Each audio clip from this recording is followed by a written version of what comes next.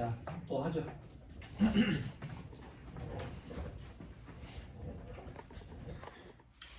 퇴직소득세 보고 그 다음에 절차 규정 보고 퇴직소득세 파트 문제 풀고 절차 규정 파트 풀고 그러면 이제 양도소득세만 남기거든. 양도소득세는 이제 취사선택 하실 거니까 안 들으실 분들은 이제 자기 공부하시고 들으실 분들만 남아 계시면 돼. 퇴직소득세 계산 과정, 계산 구조 복잡하다 그랬다. 그지? 근데 포기하고 들어가면 안 된다. 왜? 말문제 포기로 구성한다. 퇴직소득, 근로소득, 연금소득, 기타소득 말문제 포기로 구성하기 때문에 퇴직소득세 파트 어느 정도는 보고 가야 된다. 자, 퇴직소득의 범위, 서머리 2-204페이지. 공적연금관리법에 따라 받는 일시금, 그지? 국민연금 일시금으로 받는 그런 거예요. 사용자 부담금을 기초로 하여 현실적인 퇴직을 받으러 원인으로 지급받는 소득. 퇴직 때 받는 거, 그게 퇴직소득이지. 그지? 밑에 동그라미 1번. 공적연금관리법에 따라 받는 일시금을 지급하는 자가 퇴직소득의 일부 또는 전부를 지연해서 지급하면서 지연 지급에 따른 이자를 함께 지급하는 경우에 이자, 그지? 요거 따로 이자소득으로 보지 않고 퇴직소득으로 같이 보겠다 그 얘기지. 그리고 뭐 과학기술발전 장려금 이런 것도 있고 뭐 퇴직공제금 이런 것들도 있대로 해. 그죠? 자, 밑에 괄호 4번에 소기업 소상공인 공제부금에서 발생하는 소득, 이거 이자소득으로 볼 수도 있고 퇴직소득으로 볼 수도 있고 기타소득으로 볼 수도 있지. 자, 그리고 해고 예고수당 이런 것들도 퇴직소득에 들어간다. 퇴직을 명목으로 받는 건 다 퇴직소득이다 그 얘기예요. 근데 밑에 퇴직으로 보지 않을 수 있는 경우가 있다. 현실적인 퇴직을 판단할 때 다음 중 어느 하나에 해당하는 사유가 발생했는데 퇴직금을 실질적으로 지급받지 않았으면 퇴직으로 보지 않을 수도 있대. 종업원 임원으로 된 경우는 현실적인 퇴직이 맞지. 근데 퇴직금을 아직 지급 안 하고 있으면 퇴직이 아닌 걸로 볼 수도 있다 그 얘기야. 그리고 동그라미 3번에 상근이 비상근이 되는 경우도 됐죠? 다음 페이지. 퇴직소득을 중간 지급한 경우에는 퇴직 지급받은 날에 퇴직을 한 걸로 본다. 그죠? 법에 의해서 중간 지급을 하는 경우에는 현실적인 퇴직으로 보니까 지급을 하겠지. 자, 밑에 박스 2번에 과세 대상 퇴직소득 계산 방법, 연금소득 계산 방법이랑 똑같더라. 그지? 그래서 과세 기준일 이후에 납입한 기여금에서 과세 제외 기여금을 차감한다. 근데 동그라미 2번에 실제 지급받은 일시금에서 과세 기준 이전에 납입한 기여금, 개인 부담금 둘 중에 작은 걸로 한다는 얘기는 굴린 돈 마이너스가 날 수도 있다. 그걸 반영해주기 위해서 그렇다. 됐죠? 나머지는 볼 필요 없습니다. 넘어갑니다. 비과세 퇴직소득은 비과세 근로소득과 동일하고 계산 구조 눈으로만 보세요. 퇴직소득 금액이라는 거. 퇴직소득 금액은 비과세 소득을 제외하거든. 여기서 근속연수 공제라는 걸 빼는데 시험 문제에 만약에 계산 문제가 주어진다면 근속연수 공제도 구간이 주어집니다. 그리고 근속연수 공제까지 차감한 금액을 세법에서 뭐라고 부르는 그 용어가 정해진 게 없다. 그거를 근속연수로 나누고 12를 곱해. 그걸 우리는 환산급여라고 표현하고 환산급여에서는 환산급여 공제라는 걸 차감하는데 이것도 시험 문제에 주어진다. 그리고 과표가 나오고 과표가 세율을 적용을 하고 아까 12를 곱했으니까 12로 다시 나누고 근속연수로 나눴으니까 근속연수를 다시 곱해. 근속연수를 나누고 근속연수를 다시 곱하는 걸 우리는 연분연승법 이렇게 표현해. 그래서 소득세법에서 연분연승법을 적용하는 소득은 퇴직소득 그리고 직장공제에 초과하는 거. 혹시나 말문제 보기 구성할까봐. 됐죠? 자, 다음 페이지 정리의 그런 얘기했고 2-209페이지 퇴직소득 결정세액 외국납부세액 공제에 차감한다고. 다만 2월 공제는 안 된다 했었다. 됐죠? 임원 퇴직소득의 경우 퇴직소득금액 계산할 때 한도 소득세법상 한도를 초과한 건 한도 내 것만 퇴직소득세 계산구조에 집어넣고 한도를 초과한 건 근로소득으로 본다 했지. 그지? 그때 한도는 어떻게 계산하는데 제일 밑에 박스 10분의 1을 곱하고 근속연수 곱하고 3배속 곱한다 했지.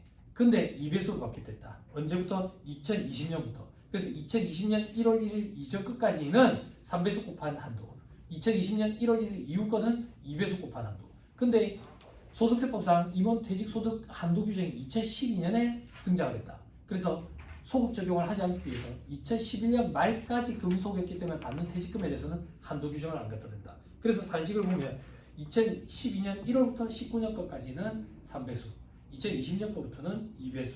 그죠? 그리고 법인세법상 임원 퇴직금 한도 계산할 때는 퇴직 전 1년간 총급여인데 여기는 퇴직 전 3년간 연평균 급여. 그러면 1년치나 마찬가지지. 됐죠? 그죠? 그리고 여기는 올림이었다. 월할 계산할 때. 됐죠? 현업에서 일할 때는 이 프로그램은 다 세팅이 되어 있습니다. 다음 이 박스 2번 근로소득으로 보는 금액.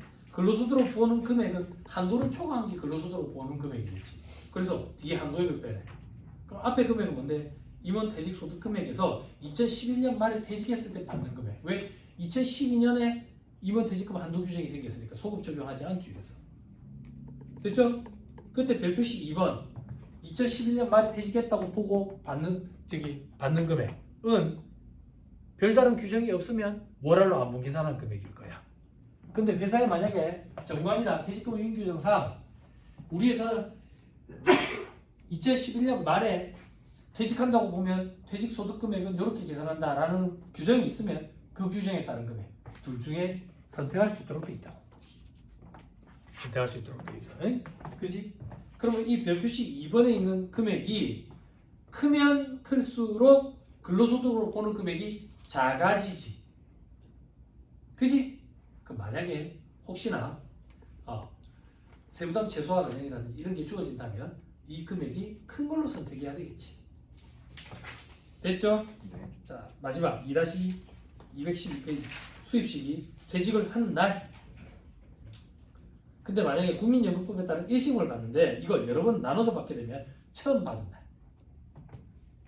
다시 보내야 된다. 2-213페이지 퇴직소득은 지급할 때 원천징수한다. 됐죠? 자, 그 밑에 특례 이연 퇴직소득이 있는 경우도 있죠. 그죠? 이거를 연금 외로 수령하기 전까지는 원천징수 안 한다. 왜? 이연 퇴직소득은 연금소득으로 원천징수할 거니까. 이걸 일시금으로 받게 되면 퇴직소득, 그때 퇴직소득으로 원천징수하겠지. 됐죠? 이연 퇴직소득 세액의 계산 뭐 이런 거 있는데 넘어가고 밑에 원천징수하는 경우 이렇게 너무 어렵다. 다음 이제 과로 확정신고하는 것이 원칙이다. 근데 원천징수된 퇴직소득만 있는 경우에 타소득이 없는 경우에는 그걸로 끝난다. 됐죠? 다 했죠? 쭉 넘어가세요. 쭉 넘어가면 소득세 절차 규정 2-259페이지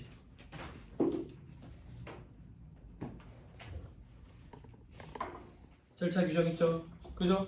2월 10일에 사업장 현황 신고라는 게 있네. 사업장 현황 신고. 사업장 현황 신고는 사업장의 인적사항이라든지 이런 걸 써가지고 다음 연도 2월 10일까지 신고해야 된다. 사업장이 2개 이상 있으면 각각 해야 된다. 다만 부가세법상 과세사업자가 예정신고, 확정신고를 한 경우에는 사업장 현황신고를 한 걸로 가름한다. 즉 그래서 결론적으로 사업장 현황신고는 면세사업자들만 하게 된다. 됐죠? 다음 페이지 지급면세서. 지급면세서는 2월 말까지 지출한다. 다만 원천의 대상 사업소득 3.3% 그리고 근로소득, 퇴직소득, 기타소득 중 종교인 소득, 병사료 수입 이거는 너무 바쁘니까 그때 다 하려면 3월 10일까지 하도록 미뤄줬다. 저 밑에 3번 과표 확정신고 기한 5월 말까지 사망의 경우에는 상속일이 속하는 달의 말일로부터 6개월까지 상속세 신고랑 같이 한다 그 얘기야. 이민가의 경우에는 출국일 전날까지. 다음 페이지 별표시 1번 확정신고 기한의 특례 성실신고 확인 대상 사업자는 6월 말까지. 됐죠? 동그라미 4번 복식부기 의무자가 이런 부속수를 제출 안 하면 무신고로 봐버린다. 됐죠? 저 밑에 괄호 2번 확정신고 생략 가능자 근로소득만 있대 연말정산으로 끝나죠. 퇴직소득만 있대 원천징수로 끝나죠. 공적연금소득만 있대 연말정산으로 끝나죠. 원천징수되는 사업소득으로서 연말정산 대상 사업소득만 있대 연말정산으로 끝나죠. 동그라미 5번에 종교인 소득만 있대 연말정산으로 끝나요. 그죠? 확정신고 안 해도 되죠. 근데 다음 페이지 봐봐요. 동그라미 6번부터 9번까지는 퇴직소득과 연말정산이 조합이 돼. 퇴직소득은 원천징수로 끝나거든. 연말정산은 끝나. 근데 이 둘이 조합되면 확정신고 해야지. 합산해가지고. 됐죠? 자, 전리대 별표시 2번. 연말정산 끝나는 게 2개 이상이래. 공적연금소득이 있고 근로소득이 있대. 합산해야죠. 그죠? 확정신고 해야 돼. 다음 페이지 납부. 분할납부 1,000만 원을 초과할 때는 2개월 내에 분납 가능하다. 법인세는 어땠어? 한 달, 중소기업은 2달. 그지? 소득세는 2달. 그죠? 물납 안 된다. 결정, 경정 이런 거는 보지 마. 어렵다. 2차 목적으로. 2차 뜻도 안 나옵니다. 2-267페이지 성실수익. 배당 과세기간에 수익금액 기준으로 한다. 사업용 유용 고정자산 양도함으로 인한 수익금액은 제외하고 실질적으로 자기가 업에서 발생된 수익금액 기준으로 일정 금액 이상이면 성실신고 확인 대상 사업자에 해당하는데 뭐 5억도 있고 뭐 10억도 있고 15억도 있고 막 이런데 이런 건 시험에 안 나온다. 자, 해당 과세기한 수익금의 기준이다. 간편자구냐 복식부기냐 이거는 직전 과세기한의 수익금의 기준으로 따진다. 그래서 시점이 다르다. 성실시효 확인 대상 사업자들, 확인서 작성자는 세무사 등 적용 특례 6월 말까지 신고하고 의료비, 교육비, 월세 세액 공제 적용받을 수 있다. 그리고 성실시효 확인 비용에 대해서 60% 한도는 120만 원, 법인세법은 150만 원. 그죠? 이거 세액 공제 받을 수 있다. 동그라미 4번에 성실시효 확인서 제출 안 한 경우에는 산출세액의 5% 곱한 걸 가산세로 내는데 수익금의 기준으로 만분의 2 곱하는 규정도 생겼기 때문에 산출세액이 없더라도 이제 저기 가산세가 있을 수 있다. 법인세법도 똑같았다. 됐죠? 다음 페이지 비거주자 이런 거 안 나온다. 다 봤네요. 문제 풀어봅시다.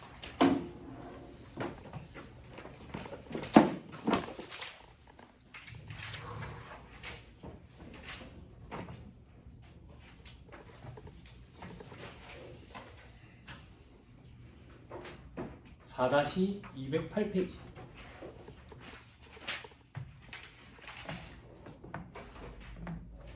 목을 그렇게 빼면 빼지는 것 같지?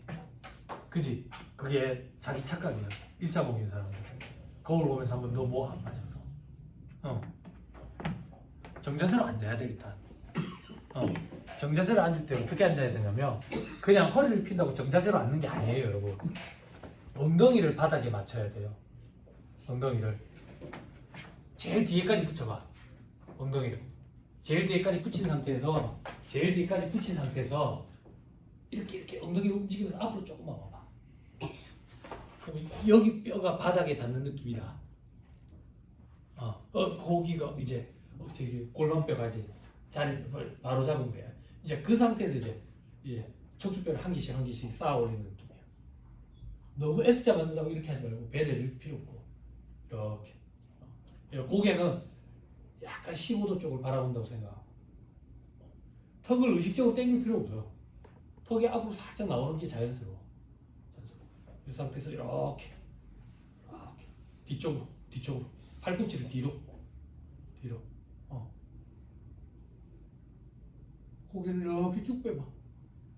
쭉 뺀 상태에서 턱을 살짝 이렇게 밀어다 봐라. 손으로 해야 돼. 살짝 이렇게 사선으로 내려가는 느낌으로 살짝 이렇게 밀어가. 이렇게. 너무 밀어. 이게 옆에서 봐도요 정자세고 옆에서 봐야 보여. 이 앉아 있어야 오래 앉아 있어. 오래 앉아 있어. 치질 안 걸린다.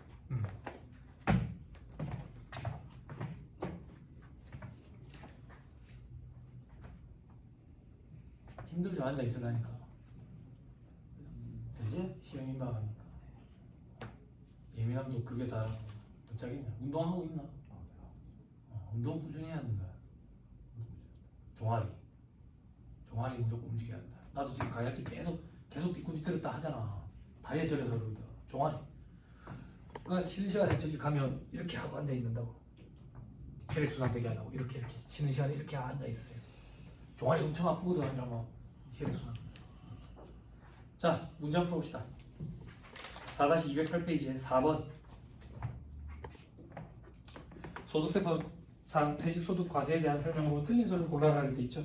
그죠? 4번이 틀렸는데 다 읽어볼게요.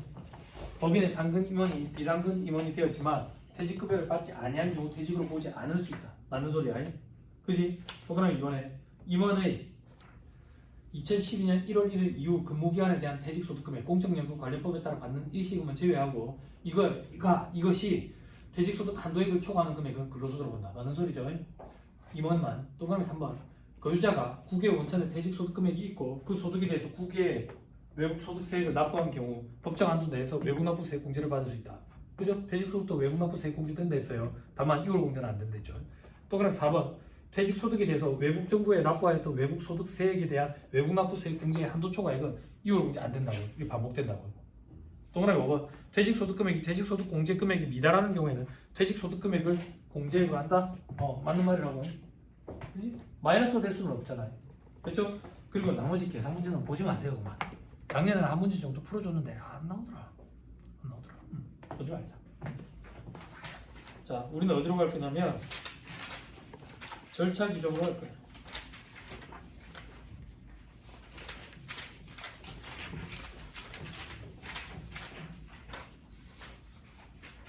4-289페이지에요.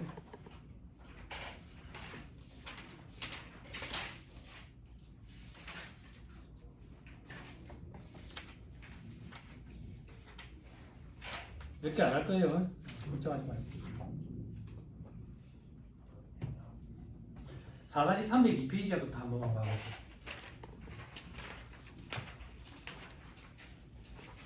올해 다 끝난 거죠.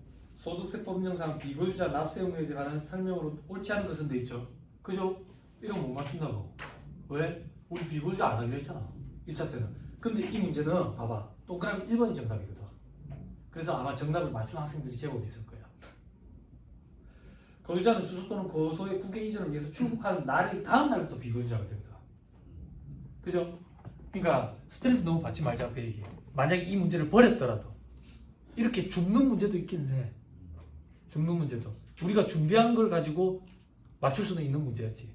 그렇지만 만약에 동그라미 1번 보기 말고 다른 보기로만 구성이 됐었으면 우리는 이런 건 버리는 거라고. 과감히 버려야 된다고. 모의고사를 한번 보고 나면 과감히 버릴 수 있게 돼. 몇 문제 못 푸는다 시간이 생각보다. 물론 이제 회계보다는 세법이 조금 더 많이 풀 수 있지. 회계 때는 한 풀어봐. 뭐야? 끝이야? 끝이야? 뭐야? 반만 준비할 걸. 이런 생각이 들 정도야. 그러니까 이게 선택을 잘해야 돼. 선택과 집중. 그래서 좀 안타깝지만 이게 이제 국가 전문 자격사가 되는 시험인데 사람들이 흔히 말하는 1차의 운빨이라는 게 좀 반영이 된다는 게 좀 안타까워요. 실력을 진짜 걸을 수 있었으면 좋았을 건데. 물론 이제 출제하시는 교수님들 입장에서도 고뇌가 있겠지만 제가 생각할 때는 과목별로 타임을 쪼개면 돼요. 시간 한 배정도 좀 달리하고. 그러면은 조금 더 확실히 운이라든지 이런 게 덜 반영이 될 것 같은데. 자, 문제 봅시다. 1번 중간 연합에 대한 설명이다. 옳은 걸 골라라 돼 있죠. 5번이 오나요? 순서대로 할게요. 중간 연합 세액은 직전 과세기간의 납부 실적 기준과 중간 연합 기간의 실적 기준 중 선택하는 것을 원칙으로 한다. 법인세법은 이렇게 표현이 돼 있다. 소득세법은 직전 과세기간 기준이 원칙이고 예외적으로 가결사를 칠 수 있다고. 결론적으로는 방법에 실무적으로는 똑같거든. 근데 조문이 이렇게 표현을 하고 있다 보니까 이걸 가지고 문제를 또 출제하시더라고. 자, 그다음 동그라미 2번. 소득세 중간 연합 기간은 1월 1일부터 6월 30일까지고 납부 기한은 8월 말까지다. 소득세는 중간 연합 기간이 11월 말까지지. 11월 말까지. 8월 말까지는 저거 중소기업 법인세. 동그라미 3번. 해당 과세기간에 신규로 사업을 개시한 자도 중간 연합 의무가 있다. 신규 사업자는 중간 연합 의무가 없어. 동그라미 4번에 중간 연합 세액에는 분할 납부 규정 적용돼. 동그라미 5번. 연 2천만 원 이하의 주택 임대 소득가 있는 자는 중간 연합 의무가 없어. 이건 맞는 말. 자, 이제 이런 문제 안 나오는데 4번 보세요. 원천 지수 의무가 없는 것 양도소득이죠. 그죠? 넘어가세요.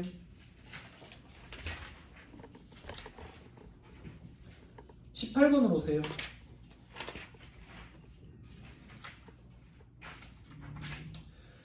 소득세법상 사업장 현황신고 및 성실신고 확인에 대한 설명으로 틀린 소리를 골라라 돼 있죠.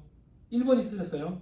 1번이 부가세법에 따라 적법하게 신고한 일반 과세자는 해당 과세기간의 다음 연도 2월 10일까지 사업장 현황을 신고할 의무가 있다.